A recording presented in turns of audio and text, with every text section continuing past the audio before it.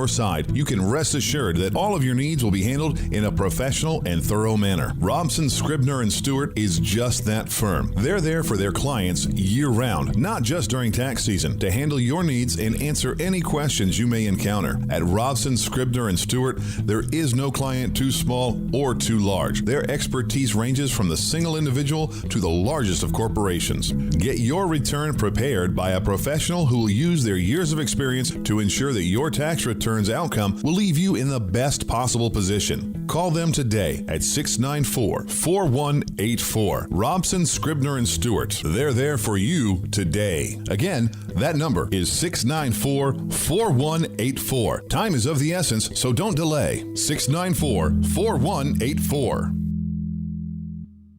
Of all the questions you get asked every day, this is one you should not ignore. How much money in your 401k or IRA is actually yours? Not what its current value is, but how much of it will end up in your pockets, not the government's. Remember, you still might owe taxes on that money. Make sure you are not overpaying. Keep every dollar you are entitled to. Look, I know it's confusing, it's complicated, and it definitely is not fun. That's why at Pinnacle Retirement Advisors, we offer strategies to help make sure you're not paying more in taxes than your fair share. It's your money.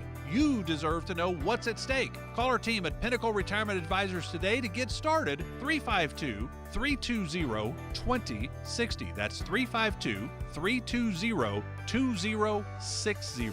Do not do the IRS any favors. 352-320-2060. Firm offers insurance services and may not give tax advice. Investment advisory services offered only by duly registered individuals through AE Wealth Management, LLC. Now you've done it. Have you lost your mind? He's back. And you're listening again. A legend in his own mind. Don't believe me? Just ask him. Here's Tom Schmitz live on WOCA. The Source.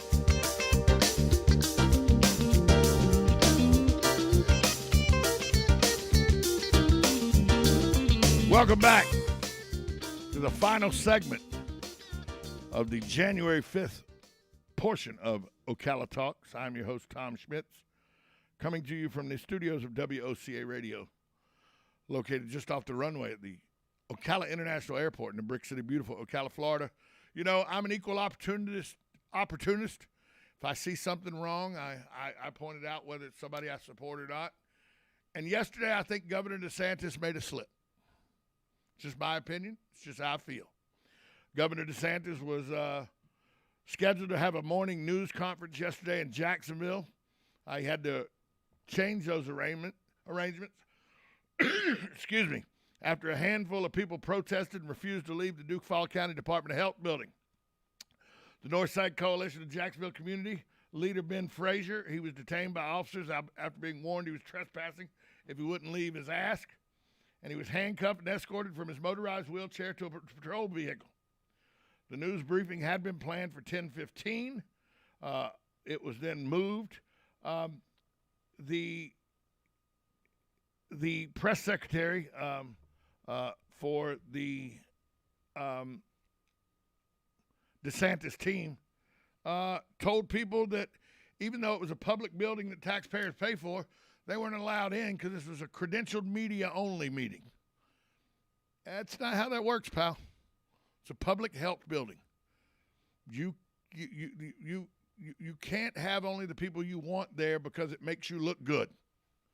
I think the governor misstepped here. Sure, do you need protesters? You don't need protesters interrupting his comments. So if they were in the room and they started to disrupt his comments, that's one thing. But just not allowing them to be in the room,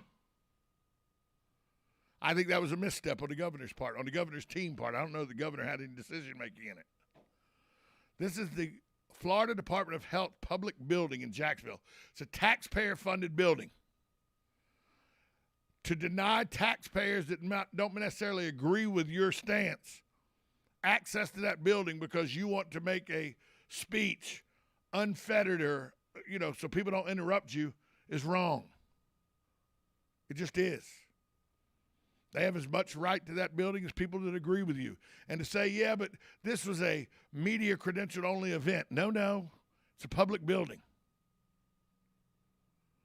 public access. Now, if that public access became disruptive while the governor was trying to speak, now that's a whole different ballgame.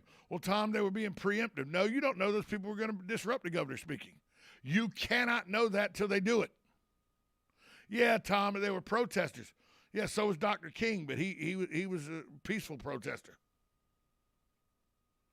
If this meeting had happened, if this press conference had happened, and nobody interrupted the governor, but the protesters were there holding signs up that they disagreed, that's America.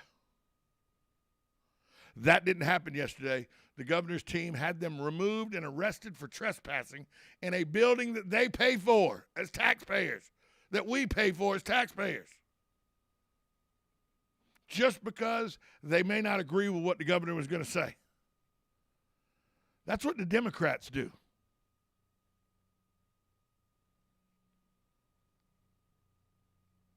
That's what Joe Biden's done, where he doesn't take questions from the press.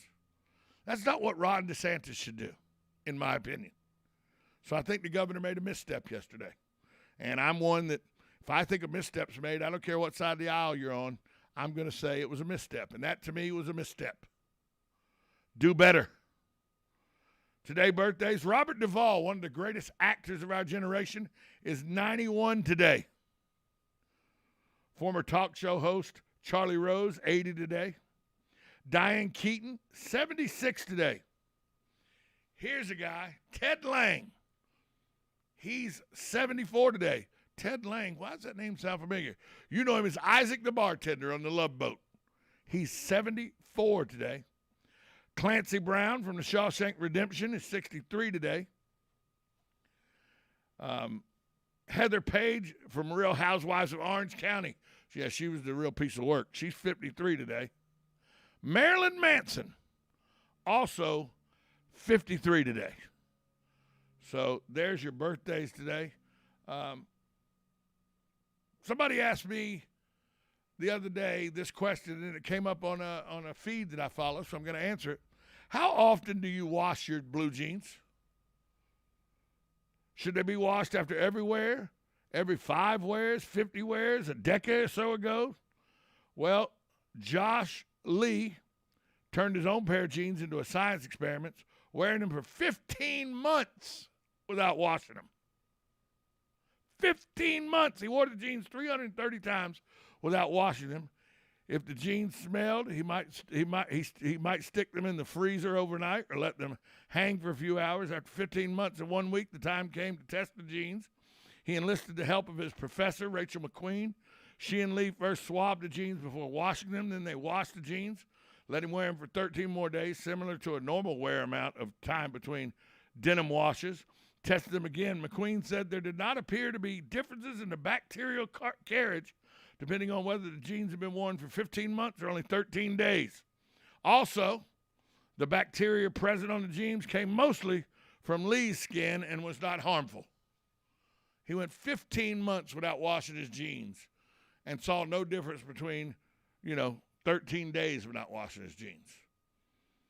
I will tell you that I get two times out of jeans. I wear a pair of jeans twice before I wash them. I know a lot of people wash them every time. Denim, I 2 times is what I do before I wash my jeans, and then I let them hang dry. I don't, they don't go in the dryer because I'm fat and I don't need them to shrink. Hey, thanks for listening today. Thanks to all my callers and all my guests.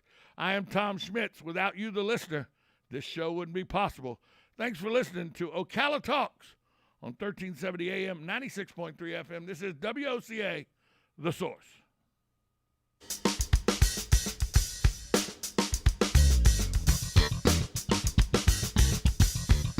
This is WOCA AM, W242 CAFM, Ocala, The Source.